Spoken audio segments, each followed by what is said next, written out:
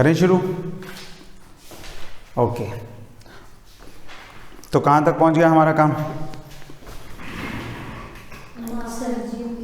Mass energy relation हो गया। तो हमने पिछली क्लासेस में दो चीज़ें बड़े अच्छे से, बड़ी प्यारी प्यारी चीज़ें सीखी हैं। पहली कि मास जो होता है वो इंक्रीज़ करता है, वेरी करता है विद वेलोसिटी, ठीक है, और इंक्रीज़ करता रहता है जैसे जैसे वेलोसिटी बढ़ती है, और उसका फॉर्मूला है m0 upon √1 - v² upon c²। ये उसका फॉर्मूला है, ठीक है। और क्या सीखा है? एक और बड़ा प्यारा रिलेशन सीखा, आइंस्टाइन्स मास एनर्जी रिलेशन, और उसमें देखा कि E = mc² एक रिलेशन है, ठीक। तो मतलब mass can be converted into energy and energy can be converted to mass, ठीक। तो अब इन दोनों रिलेशन से ही एक और बड़ी खूबसूरत चीज़ देखेंगे कि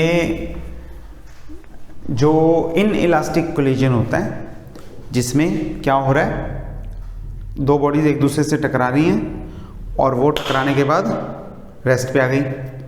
तो ये क्या हुआ, इलास्टिक इन इलास्टिक में फ़र्क क्या रहता है? इन इलास्टिक कोलिजन में काइनेटिक एनर्जी कंजर्व नहीं रहती, ठीक है। और अगर काइनेटिक एनर्जी कंजर्व नहीं है, वेस्ट हो रही है, तो as per our previous knowledge we can say that this kinetic energy is being converted into some sort of heat energy or sound energy, है ना। लेकिन relativity में अब आप देखोगे कि यहाँ से मास भी इंक्रीज हो जाता है, मतलब कुछ ना कुछ एनर्जी मास में कन्वर्ट हो जाती है, ठीक है। तो अभी हमारा आर्टिकल ही है, हमारा टारगेट ये है कि कितना इंक्रीज इन मास हुआ उसे चेक करना, in mass in N inelastic collision, क्योंकि काइनेटिक एनर्जी का लॉस इन इलास्टिक कोलिजन में ही होता है, और मोमेंटम कंजर्वेशन और टोटल एनर्जी कंजर्वेशन तो है ही है, लेकिन काइनेटिक एनर्जी में कौन सा पार्ट मास में जा रहा है वो आपको देखना होगा, ठीक हो गया, चलेगा काम। तो आर्टिकल तो समझ में आ गया, कैसे करें देख लो। क्या करना है, एक पार्टिकल ले लो S' फ्रेम में, पहले क्या लिया था, एक बॉडी मास m, ठीक है, इधर जा रही है u' वेलोसिटी से, और दूसरी बॉडी मास m इधर जा रही है -u से, तो ये m' मान लिया, ये भी m' मान लिया, और ये u' ले लिया, और ये -u' ले लिया, और दोनों की equal and opposite velocity, momentum equal and opposite, total किया 0 किया, तो मास तो हो गया m' + m', और ये वेलोसिटी हो गई 0, रुक गई, रेस्ट पे आ गई, w', ये हमने किया था, है ना। और दूसरे फ्रेम से नोट किया था, S फ्रेम से, तो क्या हो गया था, m1 वेलोसिटी, m1 मास, u1 वेलोसिटी, m2 मास, u2 वेलोसिटी, और कितना हो गया, m1 + m2 w वेलोसिटी, क्योंकि ये तो मूव कर ही रहे होंगे, ठीक। अब हमारा टारगेट क्योंकि मास का वेरिएशन वेलोसिटी के साथ देखने का नहीं है, हमने देखना है कि इसी फ्रेम में इस मास की वैल्यू, या इस फ्रेम में देख लो जिसमें भी इन इलास्टिक कोलिजन में मास कितना बढ़ गया, यानी कि कितनी काइनेटिक एनर्जी मास में कन्वर्ट हो गई, ठीक है। तो ये हमारा टारगेट है। तो इसमें हम एक और स्पेशल काम करेंगे, वो ये कि u' को क्या मान लो, v ले लो।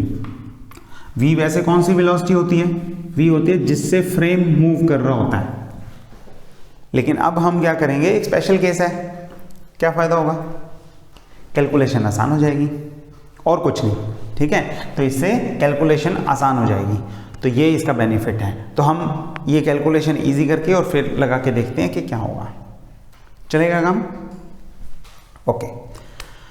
तो u1 बताओ मेरे को, कौन सा फॉर्मूला लगेगा, फॉर्मूला कौन सा लगेगा, यहाँ पे लिखता हूँ, ux = ux' आगे plus v divided by 1 + v ux' upon c²।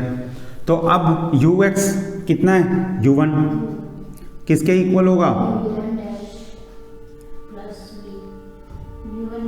u1 dash plus v upon 1 plus v u1 dash upon c square. Now u1 dash is u dash,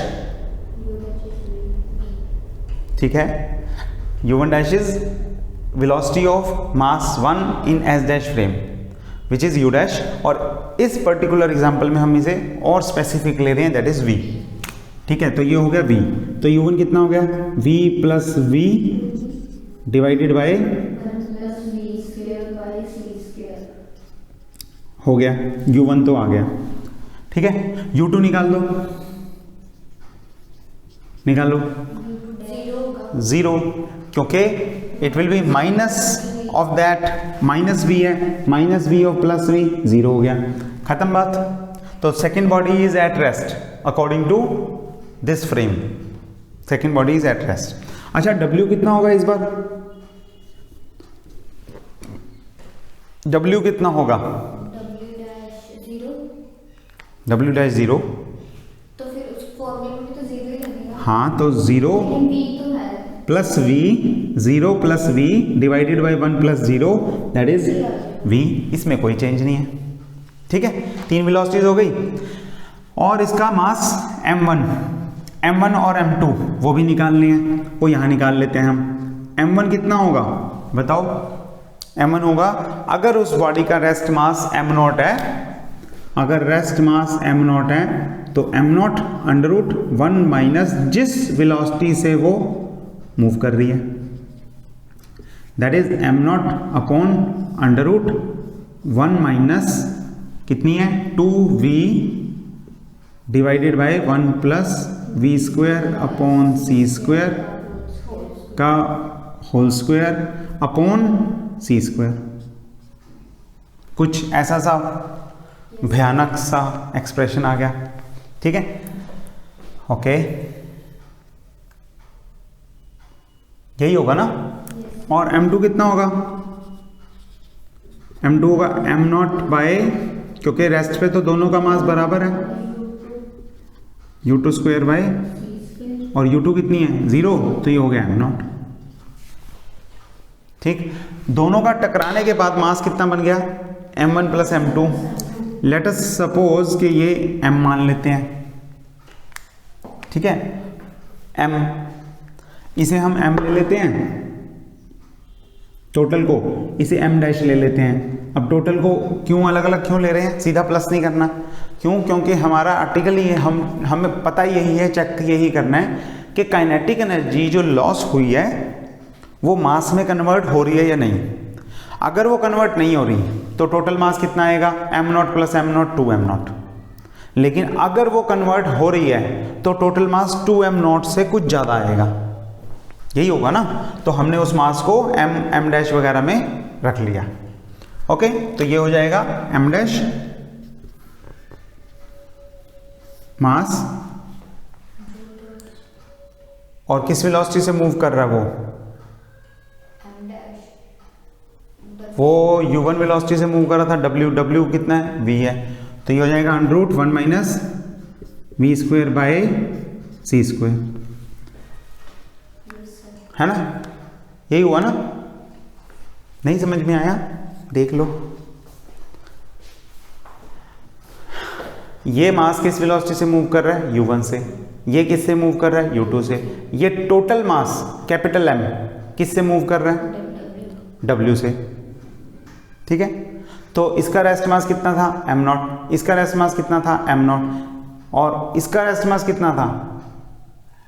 2m0. 2m0 बनेगा.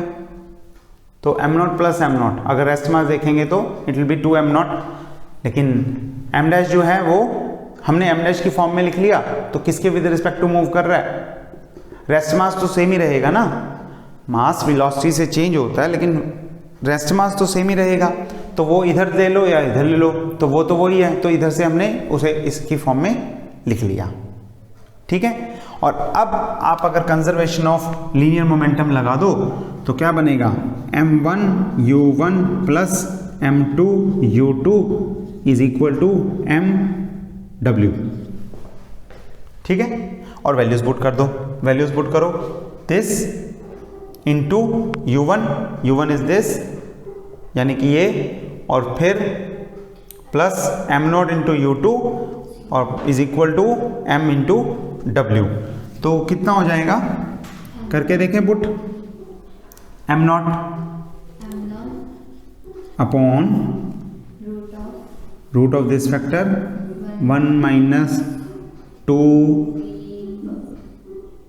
v square upon C square. तो मैं लिखता हूँ 4 v square upon C square. मेरे को लग रहा है कुछ टिपिकल कैलकुलेशन में तो नहीं चले गए कहीं हम, क्या होल स्क्वायर, ऐसा फैक्टर तो नहीं आता है। अच्छा चलो देखते हैं, कोई बात नहीं। U1 इज 2v,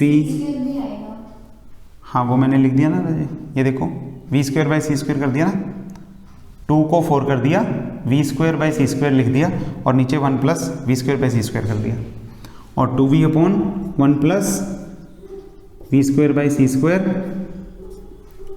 और is equal to plus 0 is equal to total mass कितना है m डैश अपॉन दिस, या 2m0, आई थिंक 2m0 हो जाएगा ना, 2m0 upon under root 1 minus V square by C square into we,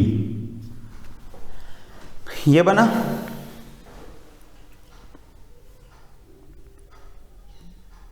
नहीं 2m0 क्यों लिखेंगे हम, रेस्पॉन्स तो निकालना है ना, m डैश ही तो निकालेंगे।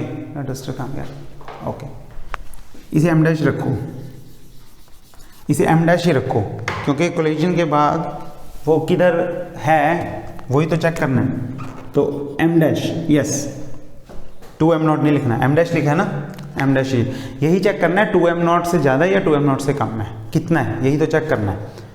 तो यहाँ तक पहुँच गए हम, चेक कर लो, ठीक है, ओके ठीक है।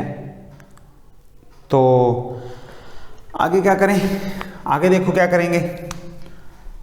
तो कैलकुलेशन में एक तो v कटता है, v से v काट दो, ओके।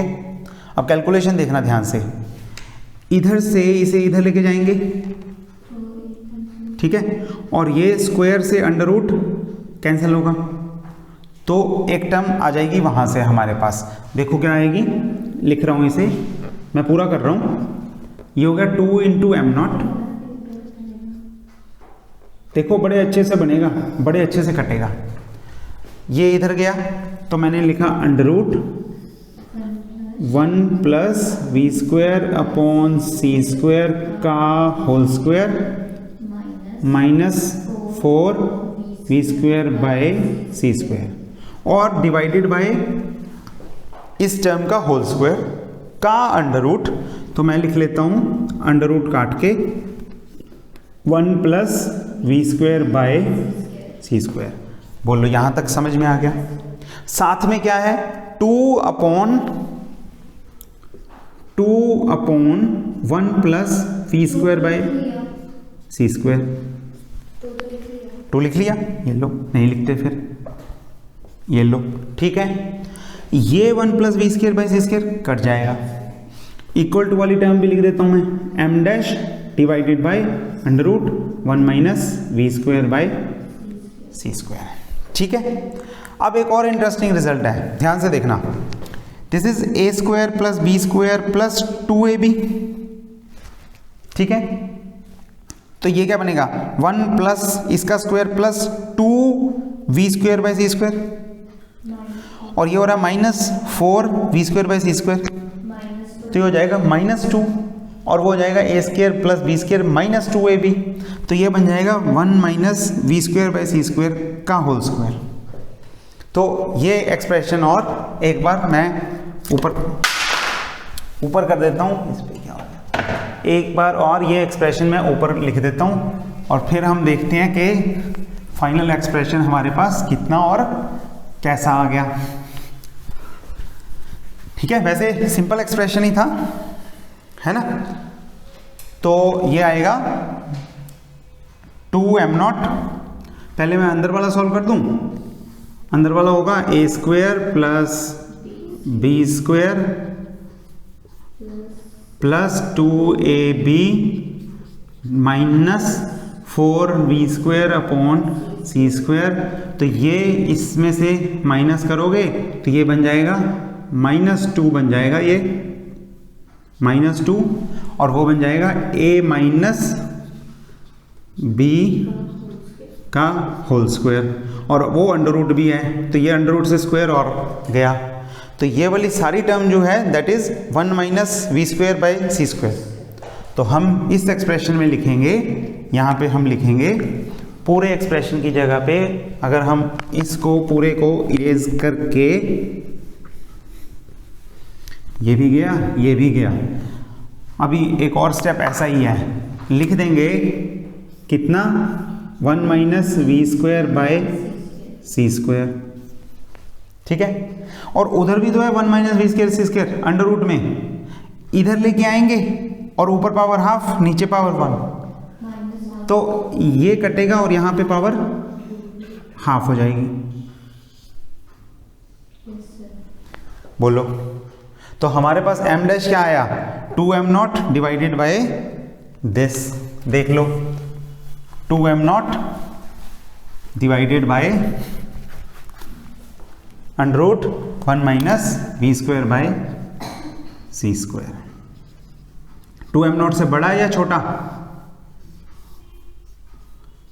बताओ? जो m डैश आया 2m0 से बड़ा आया या छोटा आया? m डैश निकाला है इस फ्रेम में जो है छोटा आएगा। 1 minus V square by C square 1 से छोटा है या बड़ा? 1 में से इसको माइनस कर दोगे तो जो नंबर आएगा वो 1 से छोटा आएगा या बड़ा आएगा? छोटा। छोटे का अंडर रूट लोगे तो 1 से छोटा या बड़ा? छोटा। और 1 से छोटे नंबर से अगर डिवाइड करोगे किसी को तो बड़ा नंबर आएगा कि छोटा आएगा? अगर 1 से छोटे नंबर से, लेट्स से मेरे पास है ये ऊपर है 10 किलोग्राम। अब मैंने इसे 1 से छोटे नंबर से मल्टीप्लाई करना है, यानी कि मैंने डिवाइड करना है। 1 से छोटा नंबर मान लो मैंने मान लिया हाफ। अब बताओ जो आंसर आएगा 10 से छोटा आएगा कि 10 से बड़ा आएगा? 10 से बड़ा। तो m डैश जो है यहाँ पे आप इसको रख दो, m डैश जो है वो 2m0 से बड़ा है या छोटा है?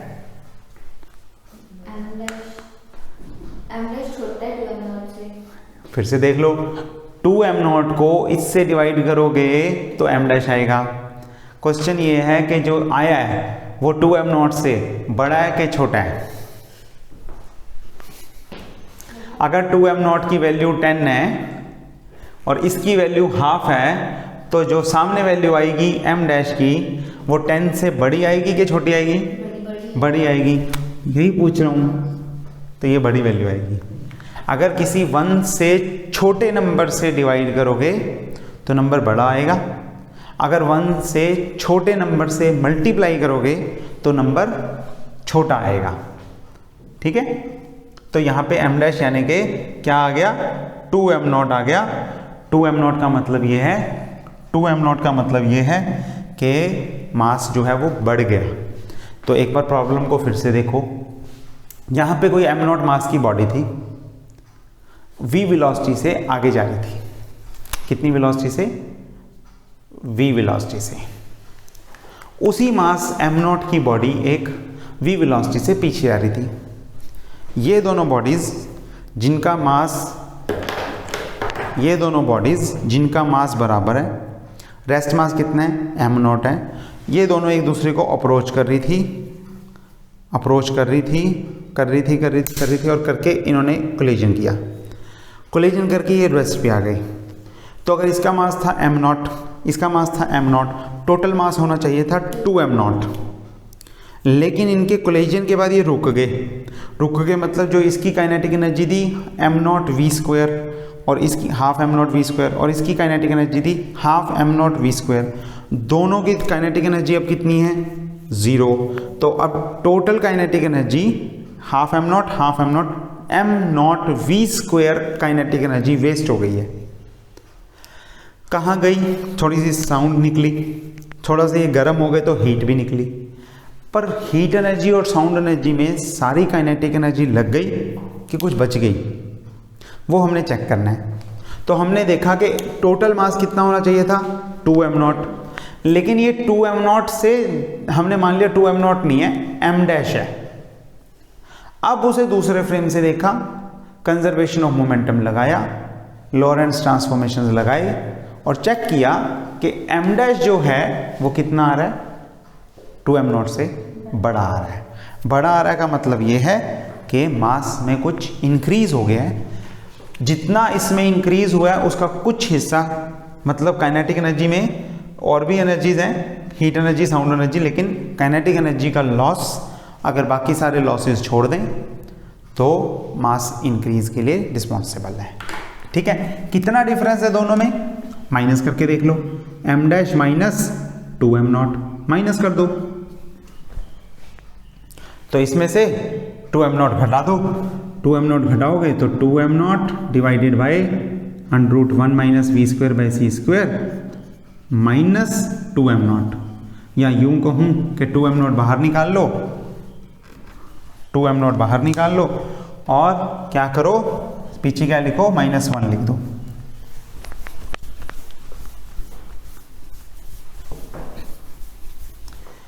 पीछे क्या करो, 2m0 बाहर निकाल लो और 1/√1 minus V square by C square -1। ये जो लॉस है ये इंक्रीज है, ये मास में इंक्रीज है। ठीक हो गया? ओके, एनर्जी में कितना हुआ, सी स्क्वायर से मल्टीप्लाई कर दो, तो ये मास में हुआ ना, डेल्टा एम हुआ, ये इंक्रीज इतना है। अगर एनर्जी निकालनी है डेल्टा ई, तो ये एनर्जी में डिक्रीज है एक तरह से, काइनेटिक एनर्जी में इतना डिक्रीज तो है ही है। कितना? डेल्टा एम को सी स्क्वायर से मल्टीप्लाई कर दो, तो यहाँ हो जाएगा 2m0 सी स्क्वायर 1/this -1। ठीक हो गया? चलेगा? तो यहाँ पे ये बात इसमें आ गई आपको। ठीक है, ये आप वैसे भी कर सकते हो, आप वैसे भी कर सकते हो, एनर्जी लॉस वैसे भी निकाल सकते हो। अगर आप काइनेटिक एनर्जी रिलेशन निकालोगे, आइंस्टाइन थ्योरी लगा के रिलेटिविस्टिक वे में निकालोगे, तो आप सीधा भी निकाल सकते हो। ये कि यहाँ तक क्लियर है ना? एक बार डायरेक्ट करके देखोगे, डायरेक्ट करके नहीं देखोगे, देख लो, कोई बात नहीं। तो काइनेटिक एनर्जी कैसे लिख सकते हो आप? अगर आप टोटल एनर्जी लिखते हो तो अलग है, काइनेटिक एनर्जी लिखते हो तो कैसे लिखते हैं? Total energy minus rest mass energy, है ना? Total energy minus rest mass energy. तो टोटल एनर्जी अगर पहले पार्टिकल की मानो इनिशियल कितनी थी, m डैश से निकलेगी, mc स्क्वायर ना, तो यानी कि m डैश सी स्क्वायर, और दूसरे पार्टिकल की कितनी थी, वो भी m dash C square minus m0 सी स्क्वायर, पहले का भी और दूसरे का भी। समझ गए?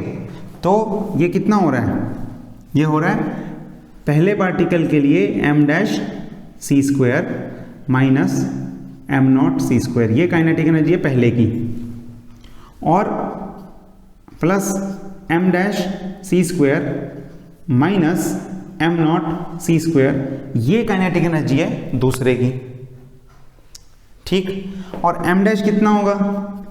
अगर इस पार्टिकल, इस फ्रेम में यही पार्टिकल v वेलोसिटी से मूव कर रहा है, तो मास कितना होगा इसका, m0/1 माइनस इसकी वेलोसिटी कितनी मानी है, v square by C square minus C square तो है ही है, माइनस m0 सी स्क्वायर, इतना होगा ना काइनेटिक एनर्जी। और प्लस दूसरे का भी यही होगा, सब दोबारा लिखने की जरूरत नहीं है, तो मैं इसे सीधा 2 टाइम्स कर देता हूं। ठीक हो गया? और सी स्क्वायर भी बाहर निकाल लो, m0 भी बाहर निकाल लो, तो क्या बचा, सेम फैक्टर आ गया, यानी कि हम और कोई फॉर्म नहीं ले रहे। तो टोटल काइनेटिक एनर्जी उनकी इतनी थी, इतनी काइनेटिक एनर्जी का जब वो टकरा के रेस्ट पे आ गए तो क्या हो गया, लॉस हो गया। वो किस में गया, मास में गया, क्यों, क्योंकि मास एनर्जी इक्विवेलेंस भी काम कर रहा है। ठीक है, दैट्स इट, सिंपल सा आर्टिकल है। आपको अगर यही छोटे कम मार्क्स में आ जाए तो सीधा यहीं से निकाल देना उठा के ठीक है, लेकिन आपको ये भी दिखाना पड़ेगा ना कि सारी की सारी काइनेटिक एनर्जी मास में गई है। तो ये 2 स्टेप और लिख दोगे अगर, जो हमने m1u1 प्लस m2u2 से लगाए हैं, तो आपका आंसर हो गया बड़े प्यार से। चलेगा, खत्म हो गया। कोई डाउट है तो बताओ, देख लो। ठीक है, चलो।